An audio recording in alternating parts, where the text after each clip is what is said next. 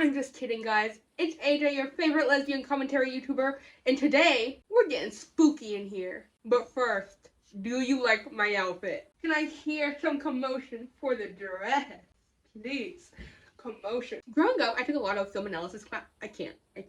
Don't worry, guys, it's just me. I feel so weird without my bangs. Growing up, I took a lot of film analysis classes, one of the perks of going to a performing arts high school. And I want to see if I still got it. Because it's spooky time, I watched the film called Spooks Run Wild, and we're going to go through it today. The film was released in 1941 and featured a group that was really popular back then called the East Side Kids. This is just a preface, because when I explain the actual movie, it's from 1941 and there's a black person in it, so you can only imagine the things that are said. Also, it's in black and white. Before you click off, come on, just give it a second. Expand your horizons a little bit, you know? I also want to give a quick shout out to all my patrons over on Patreon. Lizzie, Friend the Guy, Shanice, Adam, Iron, Emily, RB, Joe, Sal, Sandra, Karen, Raccoon, S, Kelly, Catherine, Adrian. In the comments, they said I said it wrong, but I still don't know how to say it. Oosis, YouTuber, Hayden, Lost Ross, and Jalen. Thank you so much for your support. Something that was really jarring for me is that this movie was created when they still put credits at the beginning of the movie. So for the first full minute, you just sit there while ominous music plays and they scroll through names of people you don't know about or care about. I think that's the best thing about modern, film, the fact that the credits are at the end. So you can just leave. And then after that, it's followed by a full minute of just like city shots. And then we finally get some action. The East Side Kids are picked up and they're in trouble. They literally have them all handcuffed together. Well, we got your boys for you. Thanks, officer. They might be underprivileged, but they sure ain't underdeveloped. I'm gonna start using that on people. So there are a lot of different East Side Kids, but in this specific talkie, their names are Muggs, Danny, Glimpy, Guno, Skinny, and Pee-wee. Don't even ask me about these names. I don't know what the humor was back in 1941. Honestly, I think it's pretty funny, so. And they all get caught for a crime. What crime? We don't know.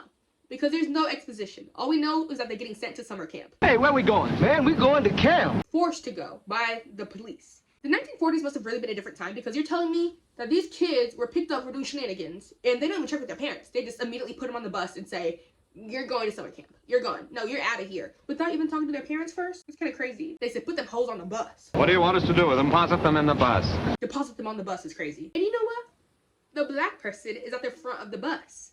That's pretty progressive for 1940. Let's see if they can keep that up. Okay, so the bus that has the East Side Kids on it makes a stop in this random town, and the guy who's in charge of making sure that the East Side Kids don't cause any mischief gets off the bus and tells them, don't go anywhere. Can you guess what the first thing they did was? We don't know you're going to be as nice. The boys cause some chaos, of course, and then one of them, either Pugsley or Smugly, Snoogle, says that he's going to go window shopping, and some of them follow along. So you fellas hang around here. I'm going to do a little window shopping. Yeah. You heard what he said. And why did we smack the black guy? Somebody tell me. Why did we slap the black guy? The boys talk about cows or dicks. I can't really tell if what joke they're trying to make here. I milked a cow once. A very intricate affair.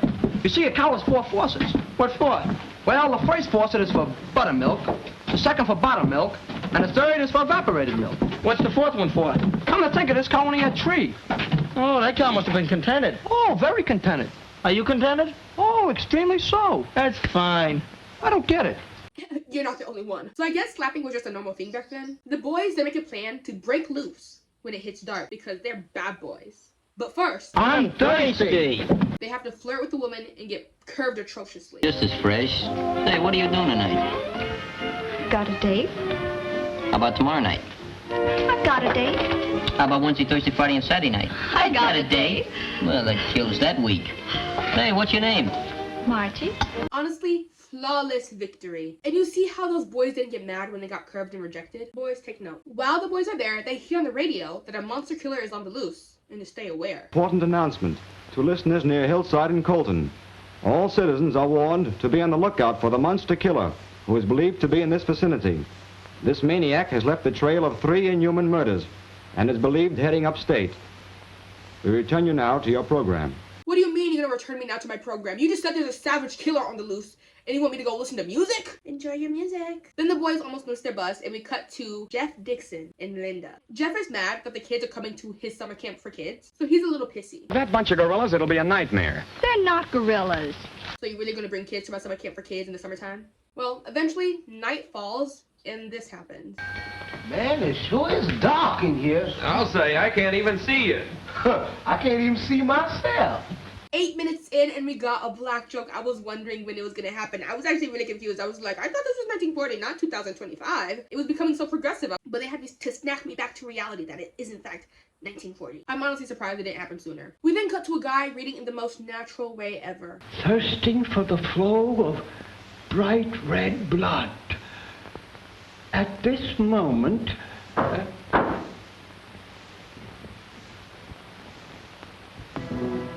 You know that feeling when you're reading alone, salaciously out loud, and then you get an ominous knock? We've all been there. I'm gonna play the next few seconds for you so you can get the same context that I got.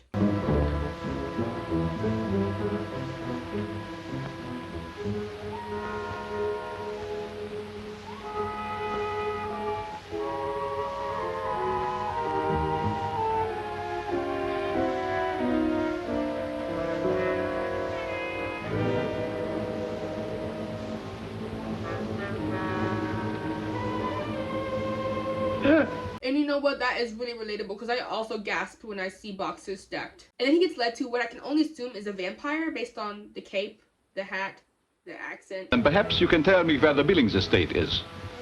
the Billings estate, why, it ain't been lived in for 10 years. Not since old man Billings was murdered in his sleep. Interesting. But you were about to tell me where it was. Oh, sure. It's up there, on the top of Billings Mountain. Oh, I see. Is there a road to it? Yes, but, Thank you.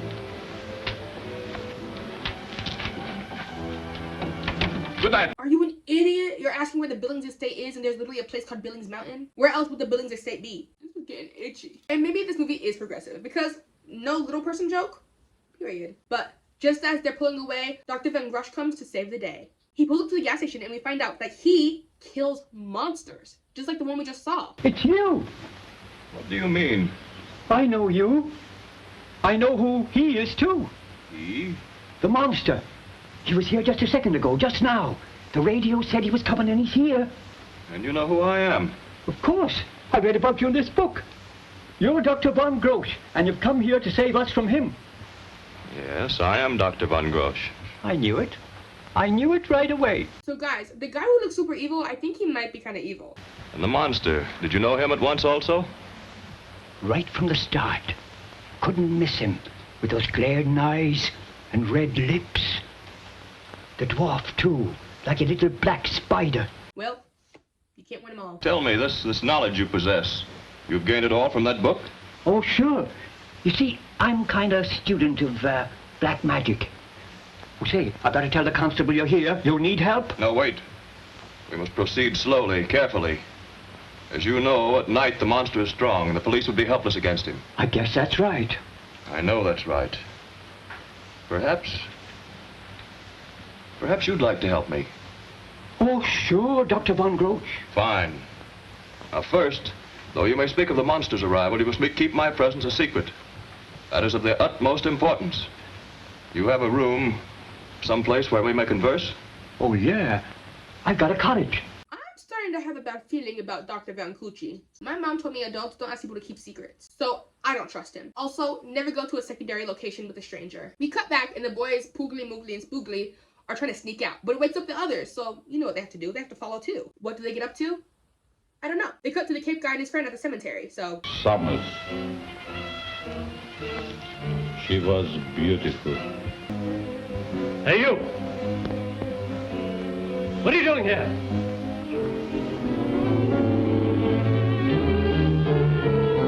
Do you think he reacts that way to anybody who comes in a cemetery? Or just like weird guys with top hats? Oh. We cut back to Keesley, Mugpie, and Slimethroat, and they're still trying to get off the property. But they're bad boys. So of course they're gonna fight a little. Like that. I ain't got an old man. The kid's an orphan. Oh, tripping, huh? You know, it's a 5-yard penalty for that. Come on, let's move. The boys wander upon the cemetery, and Moogly says that he thinks they should cut across. And guess who comes up with a better solution? Did you guess it? The black guy? Yeah, but they ignore him. It's all the same to you, Muggs. I'd like to detour. Oh, come on, you chump. We'll be out of it in a minute. The boys get caught by the same graveyard watcher guy, and we get an answer to my previous question. Does he react that way to anybody who comes in the graveyard? Stop! After you catch me, I'll stop.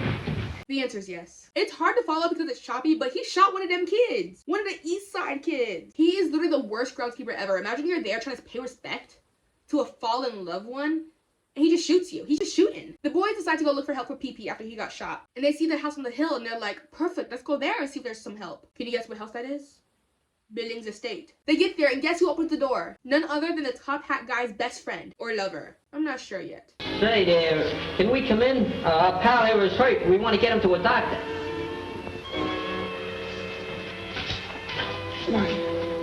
Is that a New York or is it a Boston accent? I don't know, because the way they say hurt, you know, it's been a while since we had a black joke, so I feel like maybe this movie's getting better. Who is it? It's me. Listen, Schooner, the next time you come out of the dock, put a coat of whitewash on, will you? I'm so scared I'm turning white now. Gotcha! It's still 1941. Also, did you guys catch how the movie's called Spooks Run Wild? Spook has been a slur for so many different groups of people, and it was a slur back then too. So they knew what they were doing. They then meet the scary guy, who I can only assume is the monster. We was going through the cemetery taking a shortcut to town and somebody took a pot shot at him. How unfortunate. He should lie down. Don't you think we ought to get a doctor? Perhaps later. Come with me. What do you mean later? He was literally just shot. He can't even walk on his own. Later? How about calling a doctor? There's no telephone here. However, I have some knowledge of medicine. I will treat you, friend. I suggest you wait outside. Or better still, in my study. Thank you. Okay. Come on, fellas.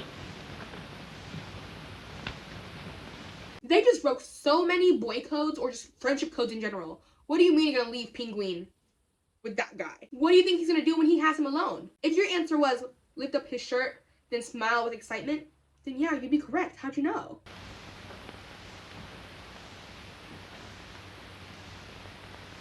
And you guys complain about my video sounding staticky. That's what they had to deal with in the 1940s. Count your blessings. Also, wasn't Peenley like up an alert literally 2 minutes ago? Why now is he laying down completely unconscious of the fact that he's being violated? It then cuts to Jeff and Linda, the owner of the camp, and they realize the kids are gone. The East Side boys, they're gone. But then Jeff is like, why should I care though? So Linda goes by herself to try and find them. Oh, Hey, what are you gonna do? if you're not man enough to go after them, I'll do it myself. But Linda! Hey, maybe she's serious. She's been reading Florence Nightingale. She'll be back when she gets tired. You know what?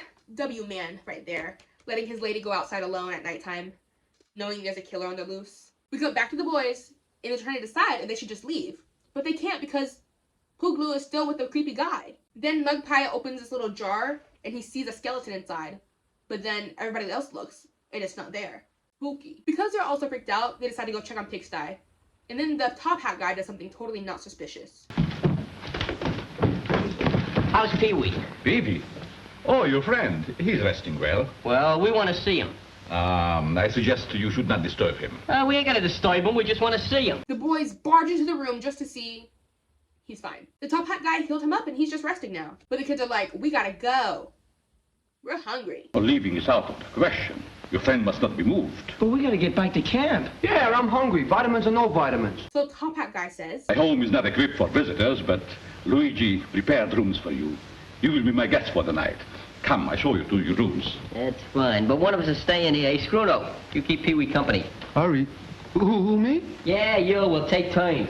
I'll relieve you later. Okay, Miss... so now we know his boyfriend's name is Luigi. So it's only right to assume his name is like Mario? They tell the black guy to stay back with Pinkley while they go to their rooms. But it rubs me the wrong way that they're leaving him with Pinkley. They get shown to their rooms, and because it's old as fuck, the conditions are questionable at best. Good night. Say, maybe you better lend us your candle. Yeah, come on. Good night. Oh, you know your way around here better than us. Good night. Terrible host.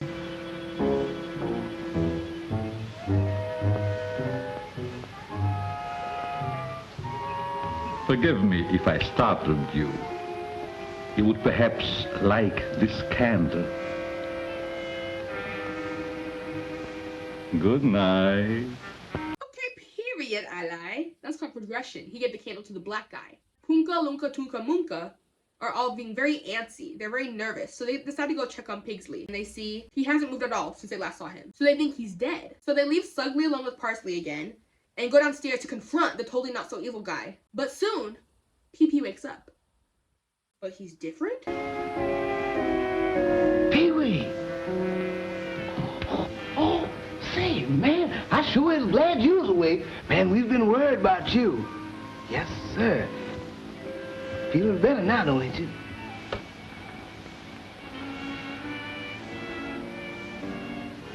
Don't you hear me talking to you, Pee-wee?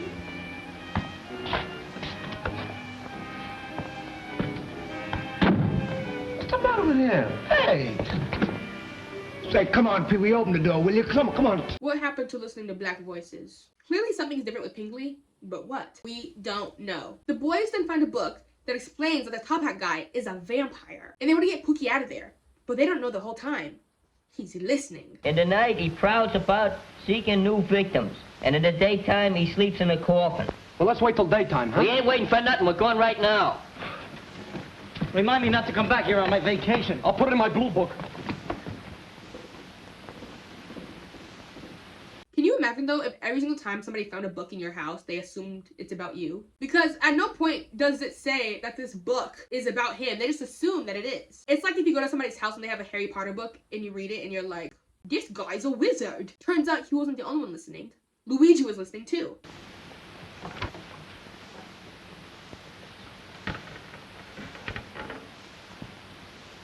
If there are any little people watching this, was that offensive? Like, I know they're not making the whole role about him being a little person, but damn. You know, I let it slide and didn't say anything when they were picking him up to put him in the car. But, like, that felt a little bit wrong. I don't know what. But the top hat guy is very upset that they read his book. Luigi, our guests must not leave the house. But guess what his guests are trying to do? Leave the house. The boys go to the room that Pongi was in, and obviously it's locked. We were there. I can't, the door is locked. Oh, where's the key? I don't know, I ain't got it. All right, stand aside. We'll bust it down. Go ahead, Glimp. Bust it down. I ain't no Superman. You bust it down. You break it down. Why should I break it down? Break it down. Oh, come on, boys. Why don't you bust the door down? I got a bum shoulder. Go Oh, ahead. you've been reading too many Flash Gordons. I don't want to do that. Somebody's got to open it. Oh, I'm not doing that's it. the way. Oh, wait, it's not? They get through, and Spunky is explaining that he thinks Ponyo was turned into a zombie. So they decide to go look for him, but they're so easily manipulated that they let the top hat guy do it instead. In his condition, he should not be moved. Well, we're gonna find him and bring him back to camp. No, I insist that you stay. You see, you're weary, and you see things not as they are, but as your imagination paints them for you. I suggest that you all retire and that Luigi and myself look for your friend. He cannot have gone for her. Well, maybe you're right. Think I got hallucinations, huh? Yeah, I guess I've been painting pictures, huh? Well, what do you say, fellas? We all get a good night's sleep and talk about it after breakfast, huh? Yeah. Okay, Mr. Horror Man. I just wanted to club. I'm gonna give one guy a little... Come on, fellas. Oh, wait, never mind. And imagine if this guy isn't evil. You just beat up an old man and his lover. The boys decide to go look for Pifty, and guess what? They try to make the black guy do all the dangerous stuff. Go ahead, Schooner, look in there. No, I ain't gonna look in there. Ah, you're yellow. If I'm yellow, use colorblind. What are you scared about? I'll be right behind you. Go ahead. That's long enough. There's nothing in there. If you're enjoying this video so far, please subscribe. Or I'll suck your blood. The boys end up finding this box, but every single time somebody goes in it, they disappear. But now, for the group Scrumpy was in, everybody's in that box except for Scrumpy. He's too scared. So as he's backing up away from it, guess who he runs into? Yeah, the guy that just beat the fuck out of. He's coming. Say, Muggsy, Skinny and Limpy went in that box, and they gone. I went in and looked, but I don't see them in there. Oh, Muggs, I want to get out of here. I don't like this place. This place ain't... And Skibbity runs away, of course. Then it cuts to Thickly and Boobly on the search. I wonder where this goes. Attic, I guess. Let's see. Hope you're in such a hurry. Then it immediately cuts to Jeff Dixon, you know, the guy who owns the camp. And he finally goes to the police to tell them the boys are missing and his shoddy Linda has not come back yet. Constable, have you seen any of our boys around town? No, I haven't. Why? 6 of them missing, and I thought they might have come in for the bright lights. That isn't all. Linda went out to search for them, and she hasn't shown up. You say 6? That's right. Well, it sounds like Joe here might have taken a shot at them tonight. Hit one, too, maybe. What do you mean, took a shot at them? Well, that caretaker over the burying ground. Can't have anybody prowling around dead night, you Yes, know. but why shoot at a bunch of harmless kids? Oh, they only used buckshot, Jeff. Couldn't have hurt anyone bad. Well, where'd they go? Where are they now? I'm afraid I've got some bad news for you, Jeff. I want you to take it easy, like. Well, come on, what is it? Well, you remember hearing about that monster murderer on the radio? Yeah? We got reason to believe that he's hiding out in the old Billings house near your camp.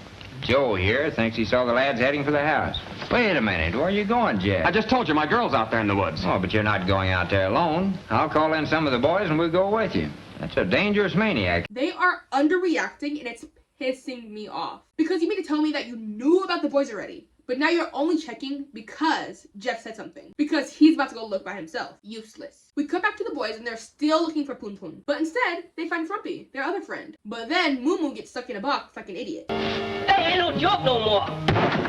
Hey! Hey, what's the matter with you? Wait a minute. I wonder what Scozo is up to. Well, I ain't scared now. Some folks might be, but I ain't. This sure is a nice, cozy room. That's what it is. Nice and cozy. Some mighty nice folks must used to live here. Can tell by this furniture. That's what my mammy said. I wish I was with her right now, too. But this sure is a nice room. Yes, it is. Sure is. What? A white spider? That must be the ghost of the Black Widow. Get out of here. Scat. No, get out. Get away. Get away. I know it's the 1940s, but we couldn't CGI a spider. Like, you can tell it's just on a string in front of the camera. Babes, that's Party City. He eventually leaves the room and meets up with who I believe is Cuckley, and they decide to capture Luigi. Hey, get him! Come on out of there! Let go! Come on out of there! Let go of there! Oh, what is this? Yeah, now we got him. What we gonna do with him? I don't know. I wish we had a mousetrap or something. Hey, let's put him in there. Come on. Come on. Come on. Come on. Throw him in there. And as you can imagine, Luigi's boyfriend was not happy about that. Hey, listen to that. Hey, Spruno, look.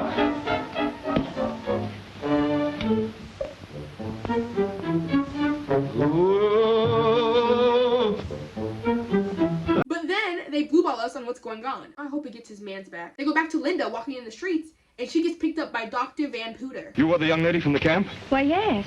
There's a mad killer in the Billings house, and your boys, the boys who are missing from your camp, are there and in his power. No. I'm going to their rescue now. Then I'm going with you. You will follow my orders to the letter? Of course. Good girl. Come. Why are you kind of freaky with it? The boys all meet up, but they are missing Duncy and Pee-Pee. The boys decide to go back to the graveyard to talk about a plan. But on the way there, they run into Dinkso. Oh, boy. Hi, fellas. Hey, Danny, you all right? Yeah, I'm okay. Oh, where was you? I was sharing a room with a skeleton. A real live skeleton? Did you ever see a real live skeleton? No, sir, and if I never do, that'll be too soon. Now, if we can find Pee-wee, everything's going to be all right. That's how I got in the room with him. I was following Pee-wee, and he went in a secret passage. A secret passage? Where? Right down here in the cellar. The boys decide they all need to go check out that secret passage. But we get blue-balled again. And it cuts to the police finally going to investigate. All right, man, we ain't waiting any longer.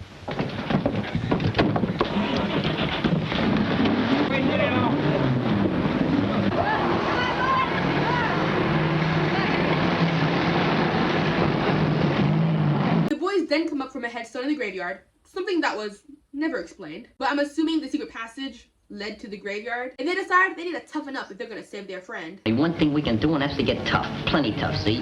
What do we do with the fellas back home when they stepped out of line? Knock them out. Exactly. That's what we're gonna do with that vulture and the little termite that hangs out with him, get it? Oh, okay, because it went so well the first time he tried to knock him out. Linda and Dr. Von Keefe get in the house and start looking around, but little do they know, the Eastside kids have this handled. Also, I need Linda to leave her man like yesterday. Could you? The criminal always returns to the scene of the crime. Who are you? You don't remember me, but 20 years ago in this very house, I was a living being. I had flesh on my bones, blood flowed through my veins, but you scared the health out of me. I was never in this house until tonight. You have made a mistake. It is you who has made the mistake, my friend. For years, You have wantonly taken the lives of millions. So, I am going to take yours. No!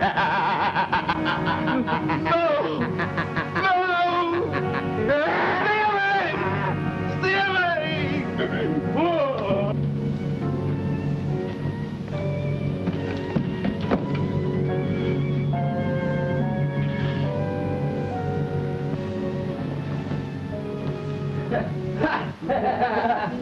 No!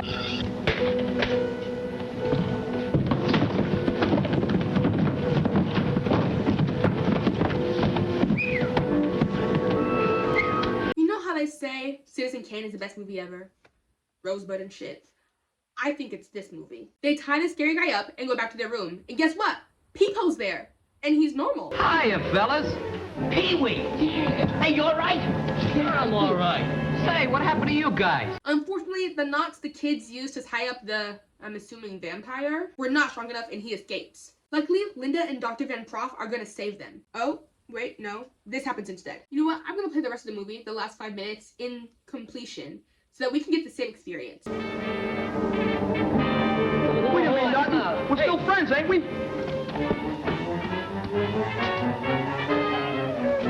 This way.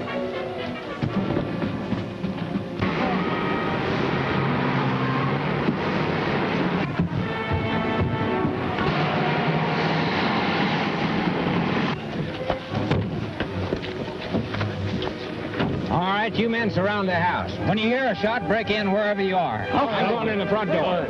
Let's go, boy. Let's get him. Come on.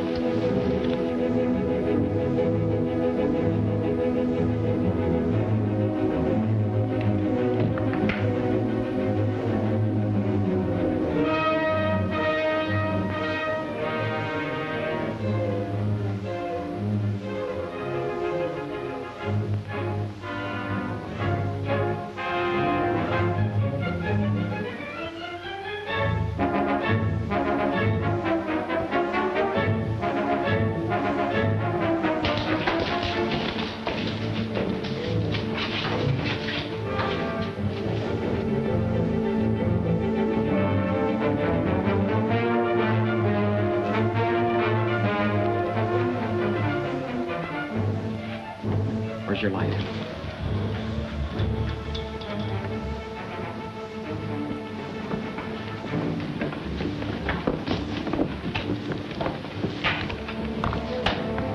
This must be it. It's locked. We'll force it.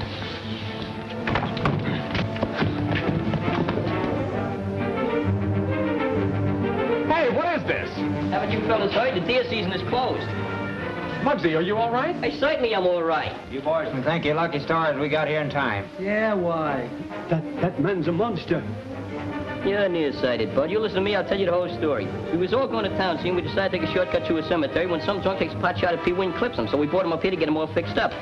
At first, we thought this was a haunted house, but it's not. And if it is, he ain't haunting it, because we thought he was a monster, too. But like I said, he's not. Just a magician. And a very good one, too.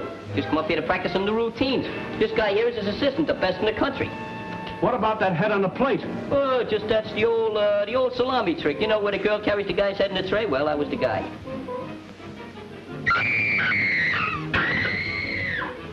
That's Linda.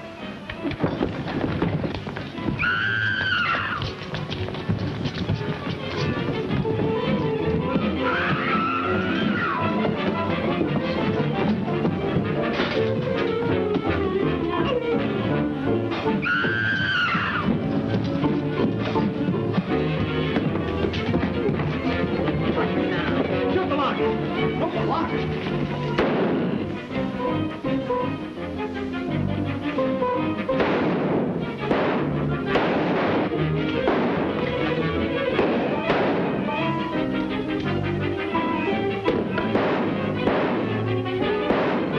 Hold your fire in there a minute.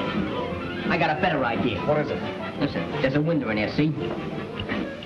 You fellas let me through the skylight and I'll be all set. No for danger. Ah, that's not. Give me that light. You keep that vulture's attention out here. Yeah, rap on the door. Get up.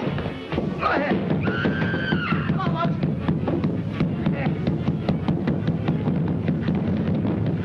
Open that door. Hey! Open that door. Hey!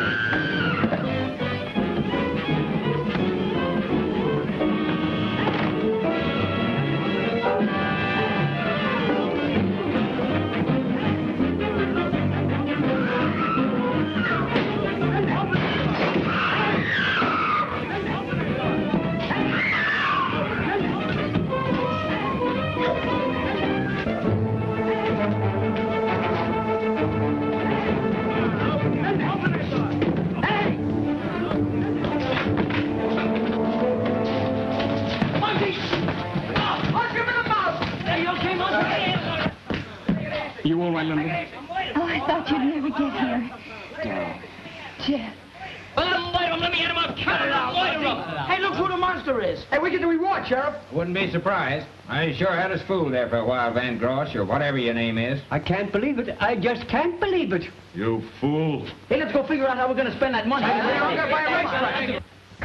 Now, ladies and gentlemen, for piece de resistance, Nardo's famous disappearing cabinet. Good magic deserves lovely assistance. Will you help me, please? Why, yeah. Don't forget, that's my girlfriend. All right. No harm. She just disappears. Gonna bring her back? I hope.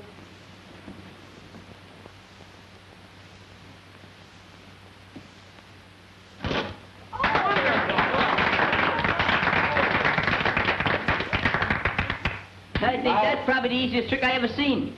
I think I can do it. You can. I certainly can. Not only will I find a young lady, but when I do, we'll oscillate. Now, why don't you try it? I will. Just give me 5 seconds and I'll have her. Oh, delighted. What talent. I got her, Professor. Oh, have I got her?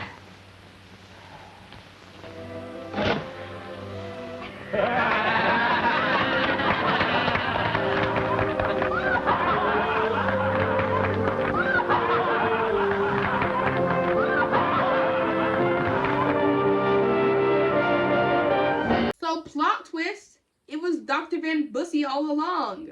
And this should be a lesson to us all. Never trust a man with a beard. Honestly, this film was a lot less racist than other films of the time, so I would give it credit there. And it actually was kind of funny. The only reason I call it bad is because it is racist. It has a lot of racist jokes in it. I hope you enjoyed this video, and I hope you have a great Halloween. I really enjoyed making it, so I hope you guys enjoy watching it. Another thank you to my patrons over on Patreon. If you'd also like to support me there, it's patreon.com/AJTalksAlot. If you want to follow me on Instagram and have input on some of the videos I make, it's AJTalksAlot. Make sure to subscribe or else I'll eat all your Halloween candy. And I mean it. Stay spooky, stay safe. Bye!